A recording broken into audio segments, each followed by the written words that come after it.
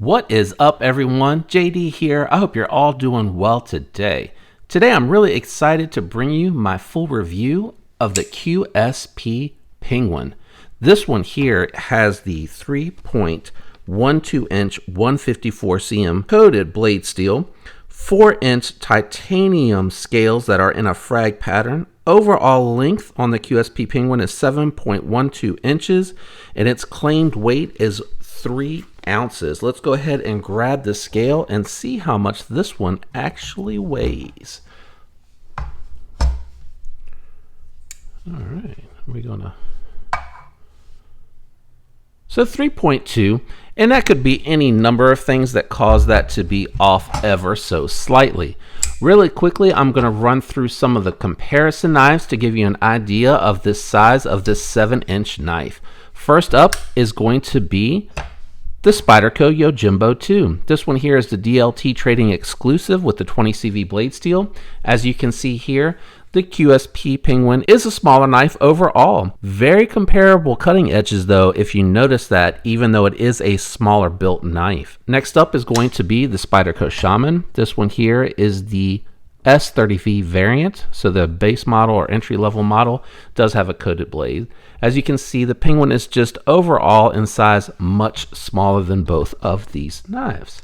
Next up, we're going to go ahead and put these away and bring out the access locks, crossbar locks. This one here is the Benchmade Bug Out. Very interesting comparison here. Even though the QSP is smaller, there is some very compelling cutting edges there to consider with this knife. Also, I'm going to bring out the Case Kenzua. This one here is going to be longer overall, but again, this is just for size references. All right, let's go ahead and get these two out of the way, and we'll bring in the budget knives. First up of the budget knives is going to be the Kubey Royal, aka the KU321. As you can see, this is a very comparable knife, both in blade length and in handle length. So a really nice size reference if you're familiar with the Royal. Last but not least is going to be the Buck 110. And the Buck is really going to be something that just dwarfs both these knives. It is a much longer knife, but a very slender profile. As you can tell, it's actually more slender than both the knives here on the table that are below it. Let's go ahead and get these out of the way, and we'll talk about the knife and some comparable knives as well.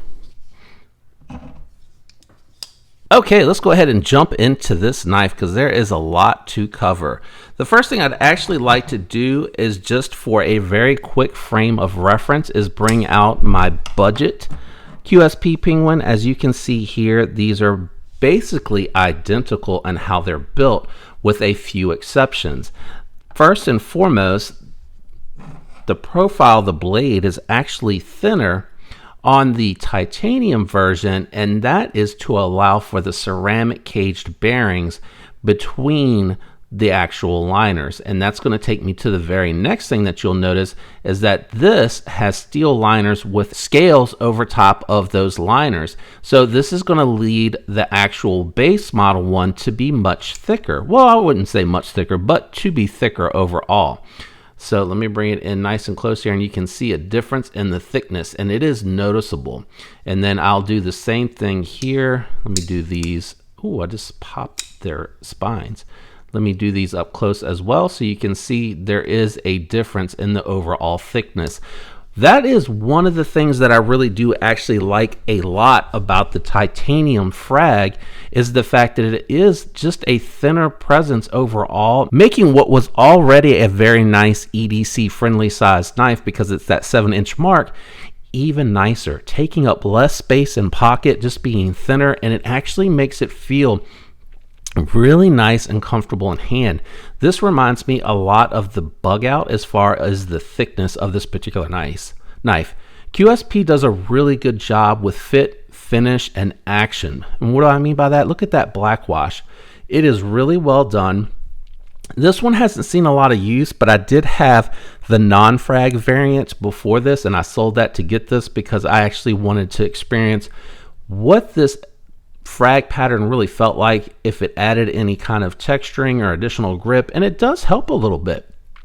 I was surprised. I didn't think it would be that much because really I didn't think that the smooth scales that were on the other model that I had were that much difference. Now there is a little bit of a price bump, but considering the machining time that's needed to go into this and the extra cost that is involved with it, I think it is a very modest price bump. I think it's right under 100 to right over 100 to get this.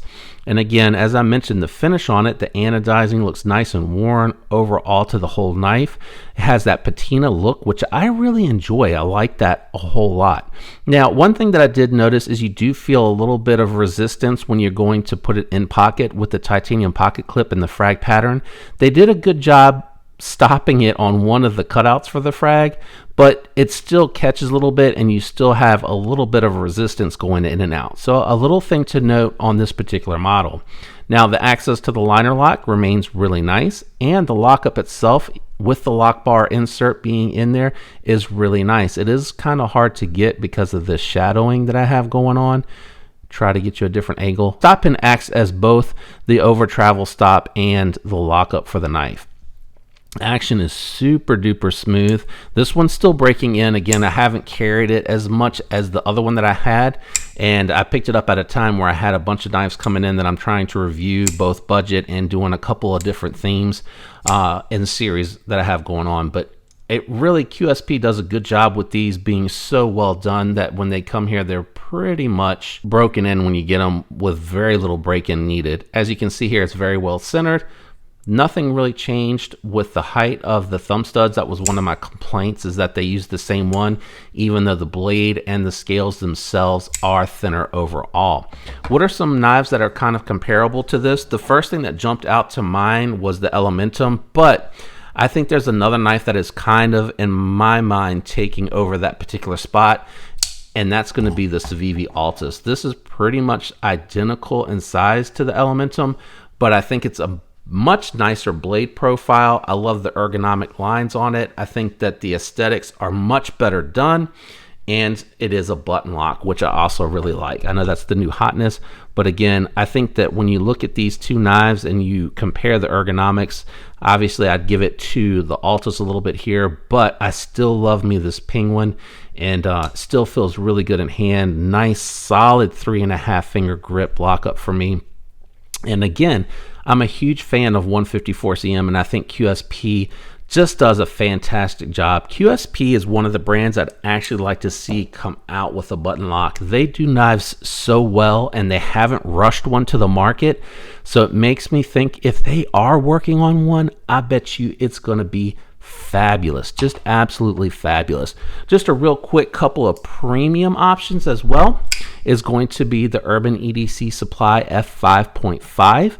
And if you're not quick enough to catch them when they do those drops, and they keep doing different variants, so keep an eye out. They'll probably come out with one that might not be this exact combination of materials, but I'm sure they'll release others because this is one of their most popular knives. Now, if you don't have the patience to wait to get yourself an Urban EDC Supply F5.5 and you want something a little bit more premium than titanium and 154cm, which, I mean, come on, this is a phenomenal deal, you could always go with the Convict from Concept. This is a really interesting knife that I enjoy a lot. Really well done titanium, S35 yen, and a lot of it. I like my particular version because it does have the anodized heat bronze hardware, and it does have, in my opinion, one of the best pocket clips in the business. I mean, this thing just goes in and out of the pocket nicely. It's perfect. You don't really feel it in hand. It's super comfortable, and it's also a knife that is just as thin in profile. So these were a couple of premium options I just wanted to throw down on the table if you were looking for something a little bit more high end. But again, 154cm and titanium, really nice. But I think the advantage these two give you is they do have a little bit more height, which actually, if you have bigger hands like me, ends up feeling a little bit nicer in hand. Sorry, I was reaching for something. Last but not least would be a USA option, kind of close in price. This one here has gone up a little bit this year. That is going to be the Doug Ritter Mini RSK MK1. This one here has 20 CV, has G10 scales, and it's roughly about the same size. The handle is a little bit shorter on this one, but the actual well, or is it? Actually, it's surprisingly close. I think what threw me off was the girth on the QSP Penguin. But when you look at these two and you look at the cutting edges, they're very similar in size. And I think you can get this one for 140, whereas this one's like around 110. So, and the access lock here too is going to be a little bit better in my opinion because of its safety feature and one-handed operation. Ease of one-handed operation is going to be one of the advantages that I would give to the USA-made Doug Ritter that is made by Hogue. Overall, do I recommend this knife? Absolutely. I think QSP is definitely one of the manufacturers out there like Civivi that I do respect. I think that they are doing really good products at really affordable prices.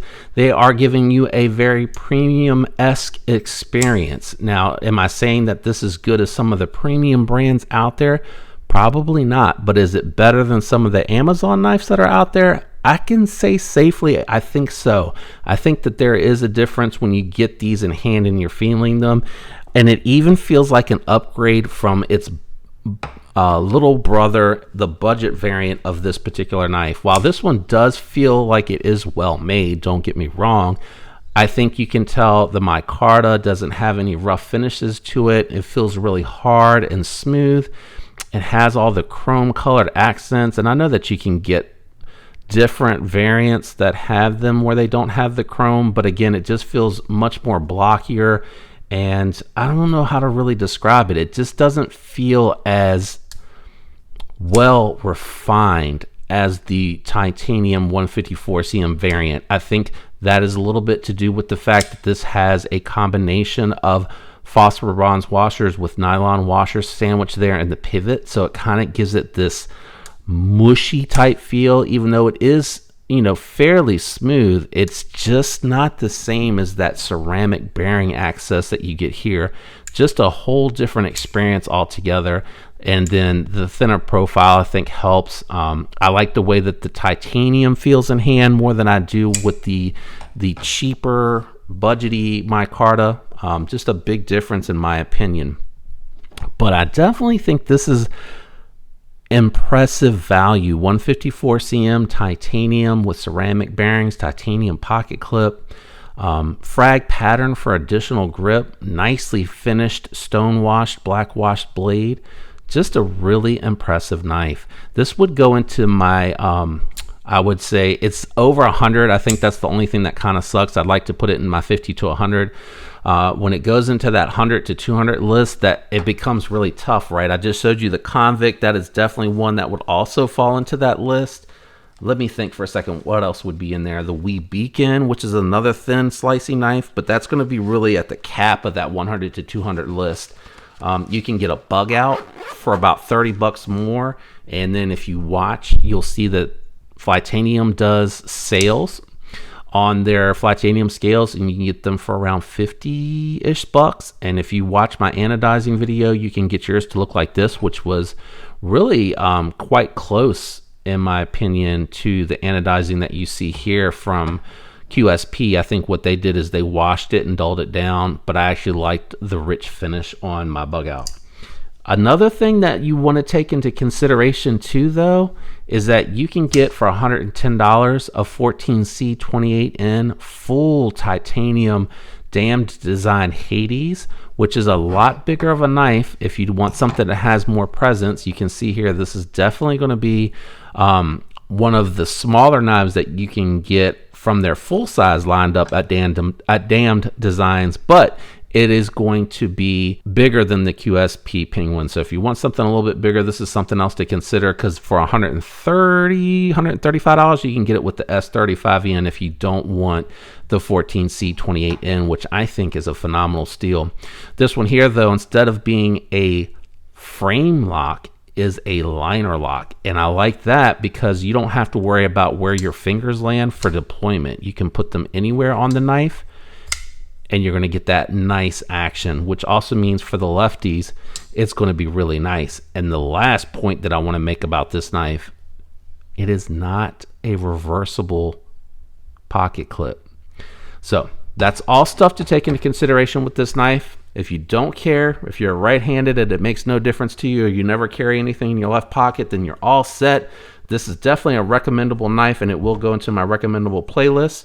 I hope you enjoyed today's video. If you did, do me a favor, leave a like.